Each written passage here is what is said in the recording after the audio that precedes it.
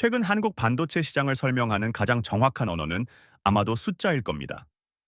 삼성전자와 SK하이닉스 이 두 거인이 올해 1분기 단 3개월 만에 벌어들일 것으로 예상되는 합산 매출은 133조 원, 그리고 영업이익은 무려 57조 2천억 원에 달합니다. 시장의 예상을 아득히 뛰어넘는 이 수치는 단순히 놀라운 실적을 넘어 하나의 시대가 열렸음을 알리는 신호탄과도 같습니다. 두 회사의 분기 영업이익 합산이 100조 원에 육박하는 그야말로 분기 100조 시대의 서막이 열린 셈입니다.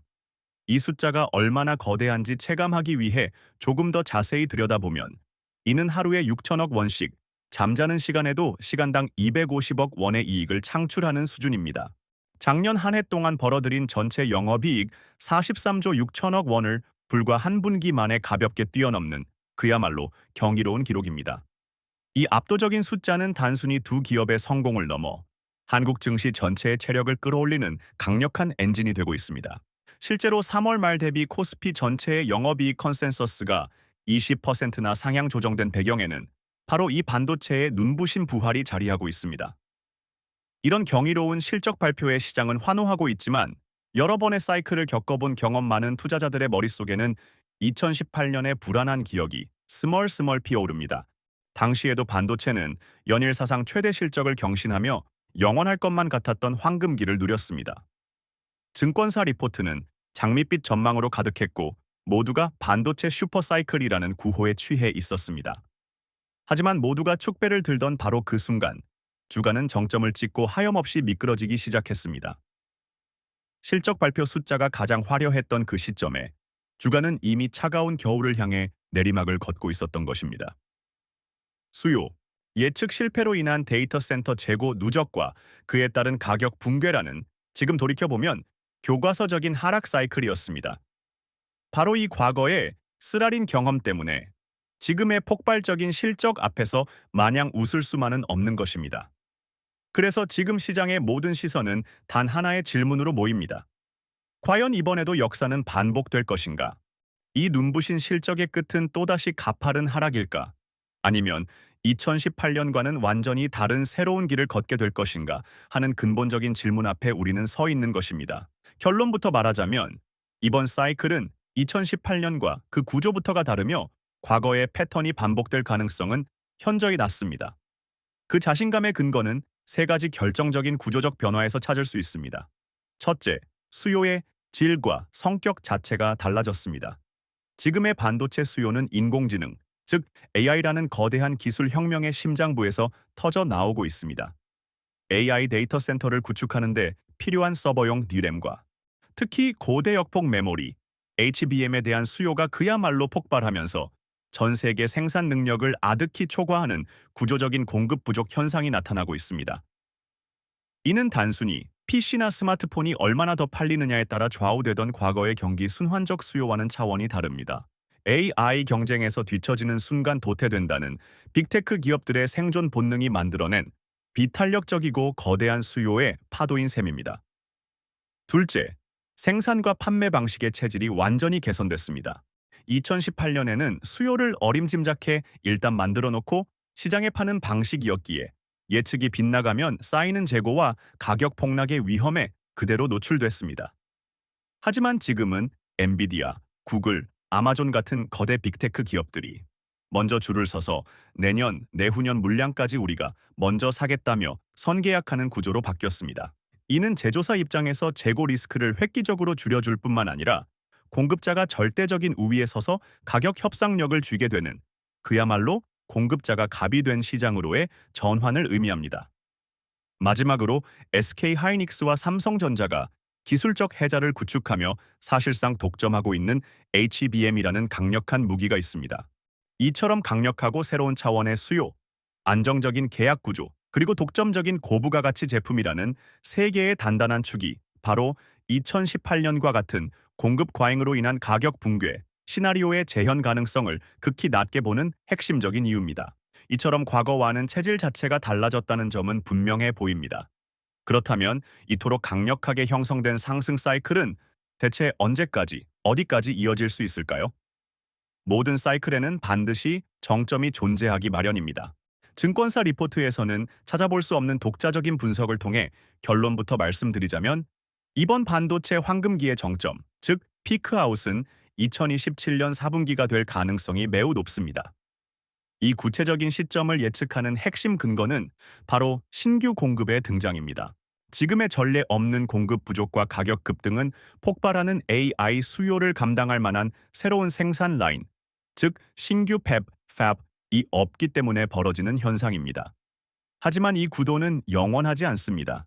현재 SK 하이닉스가 사활을 걸고 추진 중인 용인 반도체 클러스터의 첫 번째 팹이 2027년 5월 중공을 목표로 하고 있고 경쟁사인 마이크론 역시 미국 아이다호에 짓는 신규 팹을 2027년 중반부터 가동할 계획을 세웠습니다. 반도체 공장은 건물이 완공된다고 해서 바로 제품이 쏟아져 나오는 것이 아닙니다. 클린룸을 구축하고 수천억 원짜리 장비를 들여와 설치하고 수율을 안정시켜 본격적으로 시장에 의미 있는 물량이 풀리기까지는 수개월의 시간이 더 필요합니다. 이 모든 과정을 고려했을 때 새로운 공급이 시장의 수급 균형에 실질적인 영향을 미치기 시작하는 변곡점이 바로 2027년 4분기가 되는 것입니다. 이 시점부터 극심했던 공급자 우위 시장이 점차 균형을 찾아가면서 지난 11개월간 쉼없이 치솟던 메모리 가격의 상승세가 둔화되거나 멈추는 피크아웃 현상이 나타날 수 있습니다. 사이클이 완전히 꺾여 추락한다기보다는 가장 뜨거웠던 성장세가 정점을 지나 완만한 성장세로 전환되는 중요한 분수령이 될 수 있다는 의미입니다. 자, 2027년 4분기라는 구체적인 이정표가 제시된 지금, 이 로드맵을 손에 쥐고 현재 시장의 두 대장주, 삼성전자와 SK하이닉스를 어떻게 바라봐야 할까요? 두 기업은 같은 반도체 산업에 속해 있으면서도 전혀 다른 국면을 맞고 있으며 시장의 평가 또한 극명하게 엇갈리고 있습니다. 먼저 삼성전자는 역대급 실적을 발표하고도 주가는 좀처럼 힘을 받지 못하는 답답한 상황에 놓여 있습니다. 1분기 잠정 영업이익이 시장의 예상을 20% 이상 훌쩍 뛰어넘는 어닝 서프라이즈를 기록했지만 주가는 이란 이스라엘 전쟁의 그림자와 1,400원을 위협하는 불안한 환율이라는 것이 경제 변수에 발목이 잡혔습니다. 기업의 본질적인 가치와 펀더멘털 개선 속도보다 외부 환경의 불확실성이 주가를 짓누르는 전형적인 저평가 국면으로 해석될 수 있습니다. 반면 SK하이닉스는 HBM 시장의 압도적인 지배력을 바탕으로 AI 시대의 최대 수혜주라는 명확한 스토리를 시장에 각인시켰습니다. 그 결과 연초 대비 주가가 74%나 급등하며 기대감을 온전히 선반영하는 모습을 보여주었습니다.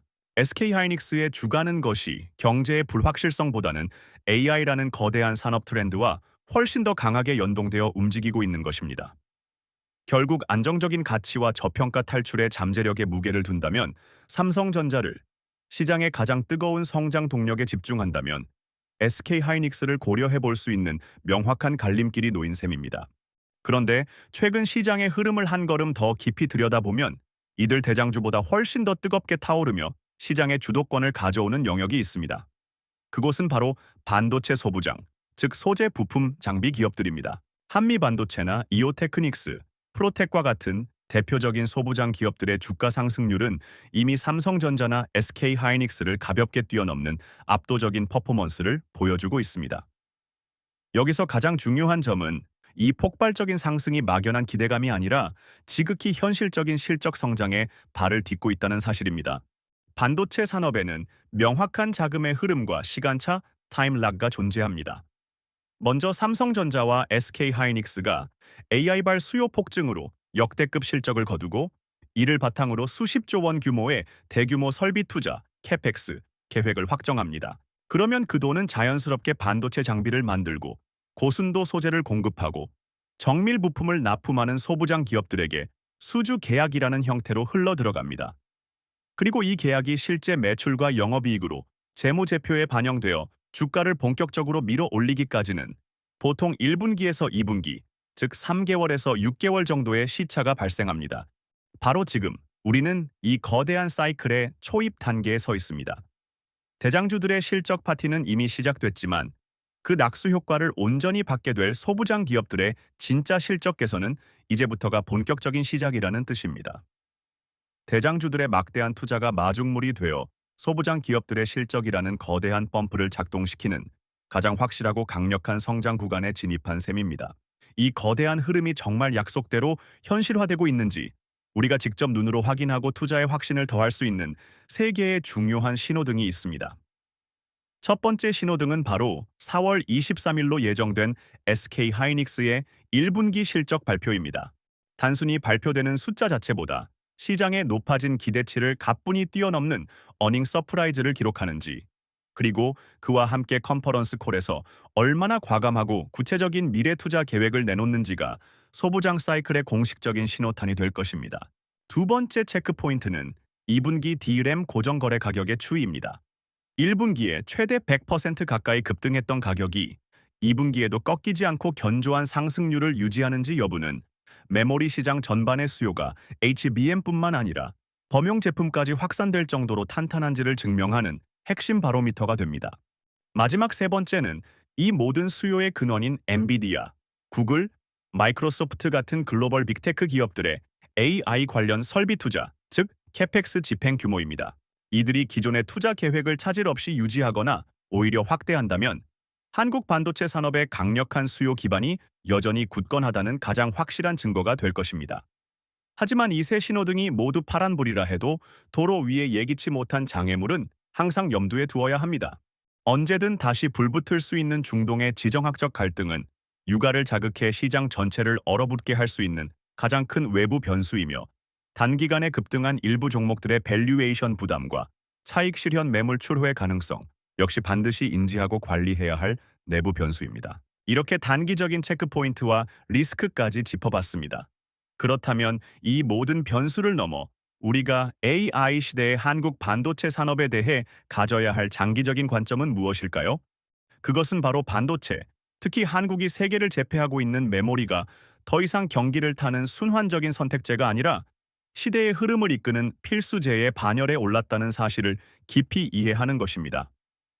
이는 마치 19세기 골드러시 시대에 모두가 금을 캐러 섭으로 달려들 때 그들에게 가장 필수적이었던 청바지와 곡괭이를 팔았던 사업과 같습니다.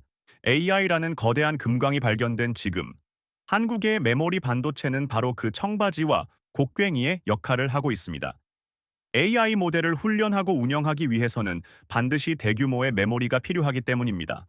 이러한 구조적 성장성에 대한 믿음은 이미 4월 들어 5조 원이 넘는 외국인 자금이 한국 증시로 유입되는 것으로 증명되고 있으며, 2026년에는 한국 반도체 기업들의 합산 영업이익이 300조에서 400조 원에 이를 수 있다는 장밋빛 전망까지 나옵니다. 결국 단기적인 주가의 흔들림이나 것이 경제의 노이즈에 연연하기보다 AI가 만들어내는 거대한 문명사적 변화의 물결 속에서 한국 반도체 산업이 갖는 구조적인 성장 가치를 믿고 긴 호흡으로 시장을 바라보는 지혜가 그 어느 때보다 필요한 시점입니다.